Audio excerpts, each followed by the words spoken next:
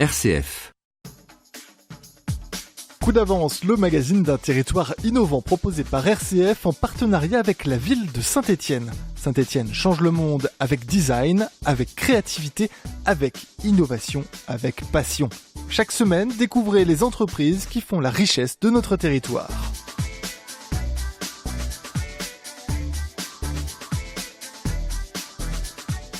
Donc Future Medicine, c'est un espace qu'on a voulu comme un espace ouvert, accessible à l'ensemble donc des personnes qui voudraient travailler avec nous, donc que ce soit des collègues enseignants-chercheurs, des industriels, des praticiens, parce qu'on a fait un espace pour la santé bien sûr, mais également pourquoi pas des citoyens, des patients qui voudraient en fait travailler avec nous sur de la conception, de l'expérimentation et de la fabrication de nouvelles technologies en santé. L'école des mines, c'est déjà un lieu physique au 158 Conforiel. Est-ce qu'il y avait aussi un besoin de place parce que ce projet, il va être habité? Donc la motivation, c'est aussi une stratégie de lieu, c'est d'arriver à être à proximité du CHU de Saint-Étienne, donc de l'hôpital Nord, mais aussi de la fac de médecine, et donc de pouvoir en fait avoir de la synergie avec ces espaces-là, et notamment avec les personnes qui y travaillent, donc les praticiens, les services de soins, les urgences par exemple, avec lesquels on a développé des outils innovants pour le suivi de leur activité. Donc il y a vraiment une stratégie en fait de se trouver à l'endroit où on va fabriquer cette innovation pour la santé. Alors parlons de ce lieu qui est, avec les partenariats que vous avez évoqués, complètement unique en France. 3 lieux différents dans un espace qui comprend notamment un appartement. Qu'est-ce que c'est que cet appartement, Vincent Augusto ? Donc en fait, il s'agit du Living Lab qu'on a pensé avec notre partenaire EOVI à Aesio, qui prend en fait la forme d'un appartement intelligent. L'idée, en fait, le choix que l'on a fait, c'est de s'orienter vers ce qu'on appelle la Silver Economy, c'est-à-dire s'adresser à des personnes âgées. Et donc le concept de base qu'on a voulu développer, c'est d'avoir un espace dans lequel on puisse tester des innovations qui sont dédiées aux personnes âgées, et en particulier les personnes âgées seules à domicile. Donc pour cela, on a voulu reproduire cet appartement, l'appartement d'une personne qui pourrait vivre seule chez elle, pour pouvoir non pas faire vivre une personne dedans, mais plutôt avoir un espace comme un atelier dans lequel on va pouvoir tester, améliorer et optimiser nos différentes innovations. Donc c'est un vrai faux appartement, une cuisine, une salle de bain, une chambre à coucher? Oui, donc c'est ça, c'est 60 mètres carrés avec un 3 pièces finalement. Cuisine, salon, salle à manger, chambre et salle de bain. Donc il y a des choses qui marchent, d'autres qui sont factices, mais c'est juste pour reproduire l'environnement. Et notamment avec un espace entièrement reconfigurable avec des murs que l'on peut démonter, remonter à d'autres endroits en fonction du besoin de la recherche que l'on va mener en fait. Et là, vous travaillez avec un partenaire, une entreprise de Saint-Bonnet-le-Château, les ateliers du Haut-Forêt, qui sont des spécialistes du lit médical. Qu'est-ce que vous attendez de ce partenariat ? Oui, alors ça c'est une histoire qui est assez révélatrice finalement de la logique de Future Medicine. Donc ateliers du Haut-Forêt, en fait, on les a invités pour penser avec nous le lit de demain, donc le lit du futur. Donc on a été en fait les invités pour faire des séances de co-création dans l'espace MedTech Design, qui est l'un des 3 espaces de Future Medicine ouverts à l'extérieur. Et à la suite de ces séances-là, on a travaillé ici, on a travaillé également en EHPAD avec des personnes âgées. On a pu en fait concevoir avec eux, donc c'est plutôt eux qui ont fait le travail en fait d'ingénierie, les innovations qu'on a pensées ensemble en fait. Et aujourd'hui, ces innovations sont arrivées dans l'espace de l'appartement, donc dans le MedTech Lab, l'espace d'expérimentation.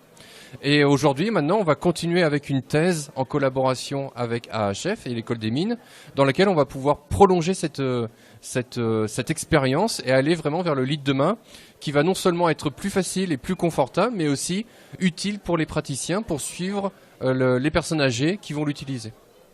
Ça veut dire qu'il sera ou qu'il est déjà connecté ? Alors en partie, oui, donc il est connecté au niveau mécanique, c'est-à-dire on peut le contrôler avec son téléphone par exemple, et demain en fait il va être connecté au niveau de la récolte d'informations de santé, donc notamment tout ce qui est rythme cardiaque, agitation pendant le sommeil, le poids de la personne et ainsi de suite, qui vont permettre en fait non pas de reconstituer on va dire un dossier médical, mais de nous orienter un petit peu sur les débuts de fragilité qui pourraient arriver sur la personne qui l'utilise, notamment des fragilités type Alzheimer ou autre. Alors, on voit bien que vous êtes aussi tourné avec ce projet vers l'usager, vers le patient. Est-ce que cela signifie que des personnes âgées vont venir peut-être participer aux expériences qui seront faites dans cet espace Living Lab ? Alors oui, ça a déjà été le cas en fait pour le lit justement. Donc à la phase de conception, on a eu des résidents d'EHPAD de Saint-Étienne qui sont venus penser avec nous les innovations. Et demain, pourquoi pas, on pourrait inviter donc des personnes, en fait sur la base du volontariat, parce qu'il s'agit simplement de voir qui serait motivé pour nous aider, pour donner leur avis en fait tout simplement. Et donc on a des projets qui sont prévus notamment sur le lit intelligent comme on en a parlé, mais aussi sur l'activité physique des seniors avec des appareils qui pourraient leur permettre de pratiquer un peu de sport en fait finalement dans leur chambre d'EHPAD ou dans une résidence autonomie.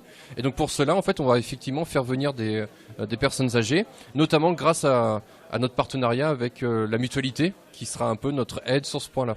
Alors, on a compris que sur ce lieu, ici, là, au Campus Santé Innovation, il va y avoir cet appartement que vous appelez comment vous lui avez donné un nom? Alors donc le Living Lab s'appelle MedTech Lab. L'appartement, on lui a pas donné de nom encore. Un appartement intelligent, appartement connecté. Va falloir qu'on se fixe sur quelque chose effectivement. Parce que cela montre la façon dont vous concevez les choses. Les espaces que vous avez organisés ici sont liés à une démarche qui est la conception, qui est aussi l'expérimentation, et puis qui est bien sûr la fabrication. Alors, à part cet appartement, qu'est-ce que l'on peut trouver ici dans ce projet Future Médecine, Vincent Augusto? Alors les 3 espaces que vous venez de citer sont effectivement les espaces, comme je l'ai dit en introduction, qui sont ouverts. Donc on accueille tous les gens qui ont envie de travailler avec nous dans des espaces de design, d'expérimentation, de fabrication. En plus de cela, pour faire le lien finalement entre notre laboratoire, notre lieu de vie en tant que chercheur et ces espaces-là, on a créé en fait des démonstrateurs scientifiques, on en a 4 aujourd'hui, qui sont en fait pour nous un peu révélateurs des grandes thématiques de recherche en santé, en ingénierie et santé aujourd'hui, qui vont porter sur tout ce qui est nanoparticules, particules inhalées, donc avec tout ce qui est analyse de la pollution, par exemple. Tout ce qui est médecine personnalisée et gestes chirurgical assistés, on va dire, par ordinateur. Le 3e qui va porter sur l'organisation des soins avec l'hôpital virtuel. On en parle beaucoup dans l'actualité avec les mouvements de grève dans les urgences pour des mauvaises conditions de travail. Donc là, on va améliorer tout cela grâce à cela. Et enfin, l'intelligence artificielle qui est maintenant incontournable, avec un laboratoire dans lequel on va se mettre dans la même mouvance que l'État, avec notamment des thématiques de regroupement de données de santé, avec le Health Data Hub par exemple au niveau de l'État, qui consiste à valoriser la donnée de santé qui dort dans les hôpitaux aujourd'hui. On a déjà eu l'occasion de parler ici par exemple de la gestion des urgences qui sont justement l'objet d'une recherche. Est-ce que vous pouvez nous rappeler un peu en quoi ça consiste? Parce qu'on sent bien qu'il y a tellement, j'allais dire, une urgence sur les urgences que vous allez être très attendu. En fait, il y a plusieurs facteurs. Il y a des leviers sur lesquels on peut agir, d'autres leviers sur lesquels on ne peut pas agir, malheureusement. Donc, les leviers sur lesquels on ne peut pas agir, c'est forcément la disponibilité du personnel. C'est-à-dire, aujourd'hui, il y a une carence dans les personnes qui ont envie de travailler dans ce milieu d'urgence. Donc ça, c'est difficile à changer. Simplement, par contre, on peut avoir des leviers sur l'organisation. Et donc, permettre de donner envie aux personnes qui ont cette compétence de venir travailler dans des urgences, notamment dans des urgences d'hôpitaux publics, en fait. Donc, ce qu'on a développé pour cela, en fait, c'est ce qu'on exporte de l'industrie, finalement. C'est une organisation qui va être pensée à l'avance et qui va être optimisée pour permettre de mieux prendre en charge le patient. L'optimisation de l'organisation, c'est pas seulement pour gagner de l'argent, ça peut le permettre aussi, mais c'est surtout en fait pour améliorer la fluidité en fait dans les parcours des personnes qui vont arriver aux urgences. Ça commence notamment par dire une personne qui doit aller aux urgences, peut-être qu'elle n'a pas forcément besoin d'y aller et elle a peut-être besoin d'autres recours que d'aller aux urgences. Donc on va peut-être repenser l'accès aux urgences. Une fois qu'on arrive dans le lieu, ça va être de se dire on a des filières rapides, des filières plutôt graves, des filières qui vont correspondre finalement au motif pour lequel la personne arrive aux urgences, que l'on va optimiser de manière séparée, par exemple. Donc c'est tous ces outils-là en fait qu'on va essayer de tester et de développer, et donc notamment avec l'hôpital virtuel, qui est en fait un ensemble d'outils informatiques, mais également d'outils technologiques comme la réalité virtuelle, qui permettent en fait de se projeter dans une organisation de demain du service des urgences. Et là, vous n'en êtes plus au stade de la recherche fondamentale. Il y a une start-up qui a pris ça en charge? Alors, pas une start-up, mais en fait, on a un démonstrateur, on va dire, réel qui fonctionne. C'est-à-dire qu'aujourd'hui, donc, si vous allez au 2e étage du bâtiment, vous avez en fait un outil qui en fait récolte les données d'arrivée des patients aux urgences à l'hôpital et qui permet en fait de suivre l'activité du service et de proposer en fait des optimisations pour améliorer le parcours de ces personnes-là aux urgentistes qui travaillent dans le service en fait. Donc on a vraiment un assistant, on va dire, intelligent qui permet de mieux piloter le service aujourd'hui, qu'on va pouvoir tester en manière industrielle très, très rapidement, quoi. Et là, actuellement, c'est déjà en place avec le service des urgences du CHU de Saint-Étienne ? Alors ça fonctionne, en tout cas c'est en passe de l'être, on travaille avec eux pour le faire, donc on est en train de mettre en place le flux de données entre les deux, entre l'école des mines et le CHU, et on a le docteur Vialon, le chef des urgences de Saint-Étienne, qui est de tout cœur avec nous pour essayer de mettre en place tout cela en fait. Donc cet été, à la rentrée, on pourra revenir et puis vous montrer tout cela. Coup d'avance, le magazine de l'innovation dans la Loire, RCF. Vous êtes toujours dans l'émission Coup d'avance, le magazine de l'innovation dans la Loire. Aujourd'hui, nous sommes au pôle des technologies médicales sur le campus Santé Innovation de Saint-Étienne avec Vincent Augusto. Vous êtes enseignant-chercheur en génie industriel appliqué à la santé. Et aujourd'hui, c'est un grand jour pour vous, j'imagine, parce que ce projet sur lequel vous travaillez avec d'autres depuis 2 ans, Future Medicine, voit le jour avec des lieux physiques, des outils qui vont pouvoir être au service véritablement de l'usager. J'ai vu, vous avez parlé bien sûr des particules inhalées. J'ai vu dans le dossier de presse qu'il était question aussi du vapotage. De quelle façon vous vous intéressez à cette façon de faire qui devient une habitude de plus en plus partagée par nos concitoyens? Alors les collègues qui travaillent sur ce domaine-là, donc tout ce qui est nanoparticules, aérosol thérapie en fait, ont plusieurs axes de recherche. Donc effectivement, il y a un intérêt pour la cigarette électronique et notamment déterminer à quel point une cigarette électronique peut être toxique ou non finalement pour l'organisme. Et donc dans l'actualité, on a beaucoup de choses qui parlent de cela. Et donc en fait, ce qu'on s'attelle à démontrer, c'est de regarder quels sont les effets d'inhaler finalement des particules à l'échelle nanoscopique qui vont en fait s'infiltrer dans nos poumons et de regarder si elles ont un effet néfaste ou pas par rapport à la cigarette. Donc là, c'est moins ma spécialité, donc je pourrais pas trop vous révéler de résultats. Mais ce que je peux vous dire actuellement, c'est que ce qu'on pense, c'est qu'en tout cas, il y a pas de zéro toxicité, mais on peut dire que la cigarette électronique est 1000 fois moins toxique qu'une cigarette normale, on va dire. Donc ça, c'est un aspect, on va dire, de la recherche. L'autre aspect, ça va être tout ce qui est thérapie, et notamment comment est-ce qu'on pourrait utiliser cette technologie qui est la cigarette électronique pour mieux soigner. Donc par exemple, pour se dire, au lieu de mettre du tabac, on va remplacer par un procédé thérapeutique, un médicament par exemple, qui va permettre de soigner un asthme ou autre chose. Et donc là, ça va être la deuxième partie des recherches dans ce domaine-là sur comment est-ce qu'on peut mettre en place des outils qui sont plus efficaces pour soigner des malades de maladies respiratoires, on va dire. Ce lieu donc qui permet à tous ces partenaires que vous avez évoqués en commençant, l'école des mines, le CHU, la fac de médecine et par exemple aussi la mutualité, c'est un concept, en tout cas c'est une réalité unique en France. Alors oui, enfin pour le coup, je pense que ce lieu physique même de regroupement et cette collaboration, il y a peu ou pas d'exemples finalement en France. Déjà en fait cette innovation de regrouper sur un seul lieu un campus avec une fac, une école d'ingénieurs et un CHU, quand il a été construit, c'était le seul, et même à l'heure actuelle, il y a des idées qui naissent, on va dire, ailleurs, mais qui n'ont pas été reproduites. Donc oui, effectivement, c'est pour le coup unique, et on voit déjà des bénéfices avec des projets. On inaugure aujourd'hui, on a déjà des projets qui ont commencé, alors qu'on n'avait pas terminé de tout construire. Pour le coup, il y a une vraie envie d'aller dans cette direction, ouais. Ça crée une émulation et des facilités de partager les idées, bien sûr. Oui, et puis on le voit très bien dans l'un des espaces sur le design, où là, effectivement, on met en œuvre une approche de co-création qu'on n'a pas inventée, qui nous vient des États-Unis, notamment avec Stanford, où justement on met l'utilisateur au centre de la réflexion de création dès le début de la boucle. Et donc on l'a vu sur le lit qu'on a créé ensemble, c'est-à-dire les gens déjà sont fiers et heureux en fait qu'on leur demande leur avis et de pouvoir justement développer ces approches-là avec des ingénieurs, avec des médecins, avec des aides-soignants, avec voilà toute cette émulation est vraiment bénéfique et on en voit les retombées assez rapidement. Donc c'est vraiment quelque chose qui fonctionne très bien, oui. Donc ce lit intelligent, une innovation qui va être mise à disposition du public bientôt finalement ?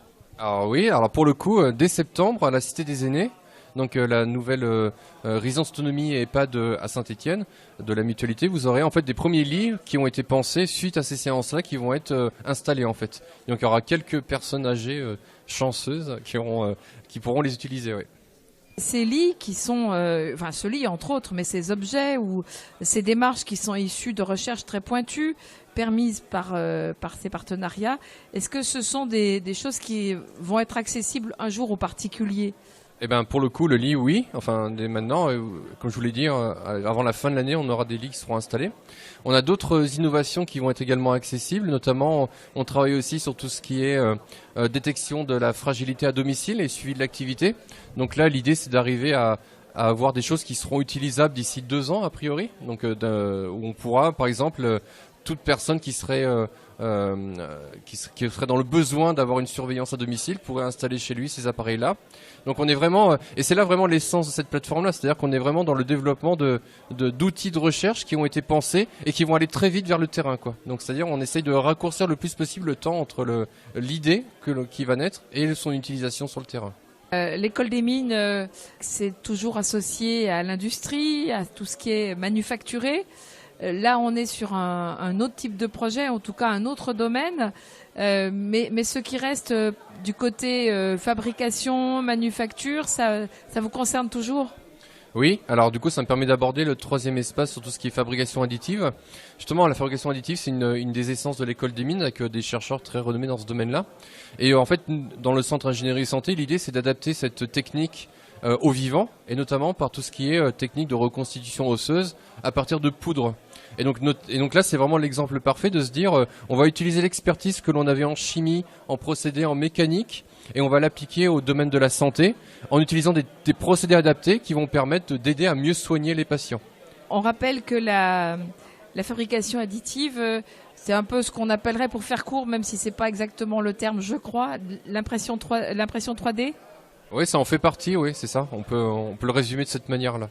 Voilà, donc là, reconstituer des os, et ça c'est disponible aussi ici sur ce lieu, sur le pôle de technologie médicale Campus Santé Innovation. Voilà, donc l'intérêt en fait, c'est que contrairement à un laboratoire classique, on a des appareils qui permettent une production entre guillemets industrielle. Donc c'est-à-dire que aujourd'hui, on peut recevoir un industriel ou un prestataire, enfin quelqu'un avec qui on va collaborer, qui a envie en fait de développer ces techniques-là, et on peut répondre à sa demande avec les outils qu'on a chez nous. Donc on est capable de se dire, à partir d'un examen, d'un IRM d'un patient, je suis capable de reconstituer la partie d'os qui va manquer et de pouvoir l'implanter demain chez ce patient-là. Voilà, ça veut dire qu'ici, il n'y a pas que des chercheurs, des ingénieurs, des médecins. Il y a aussi des techniciens à même de faire ces fabrications que vous évoquez. Oui, et puis même heureusement qu'ils sont là parce que finalement, sans toute cette gamme de compétences, finalement, on ne pourrait pas arriver à mettre en œuvre tout cela. Parce que comme vous l'avez dit, finalement, un laboratoire de recherche, c'est avant tout des enseignants-chercheurs et des doctorants. Mais il nous faut aussi finalement toute cette gamme, tous ces ingénieurs, finalement, tous ces techniciens qui vont nous permettre d'arriver à mettre en œuvre toutes ces technologies. Ouais. On arrive à la fin de l'émission, Vincent Augusto. On a l'impression, en vous entendant, qu'on est déjà dans le futur, que ces innovations sont à portée de main pour que les humains, notamment peut-être bien les plus fragiles, puissent aller mieux. Comment est-ce que vous vivez cette réussite déjà ? Eh ben, c'est une question difficile. En fait, déjà, c'est un sentiment de satisfaction de se dire que dans notre métier, en fait, on fait des articles. En fait, essentiellement, on publie et on essaie de mettre en œuvre, de montrer que c'est possible. Et souvent, on voit pas le bout de la chaîne, en fait. Et donc là, d'arriver à avoir, donc déjà, il faut dire ce qu'il y a, en fait, des aides, des financements qui permettent de mettre en œuvre ces espaces-là et qui vont permettre de concrétiser cela. C'est vrai que c'est une chance déjà d'avoir eu des gens qui nous ont fait confiance. Et donc c'est vrai que c'est quelque chose, un sentiment de fierté finalement d'arriver à avoir cette mise en œuvre concrète de certains de nos produits de recherche. Vincent Augusto, merci. Merci à Roselyne Rousset et au professeur Philippe Ruche de leur accueil comme tous les mois.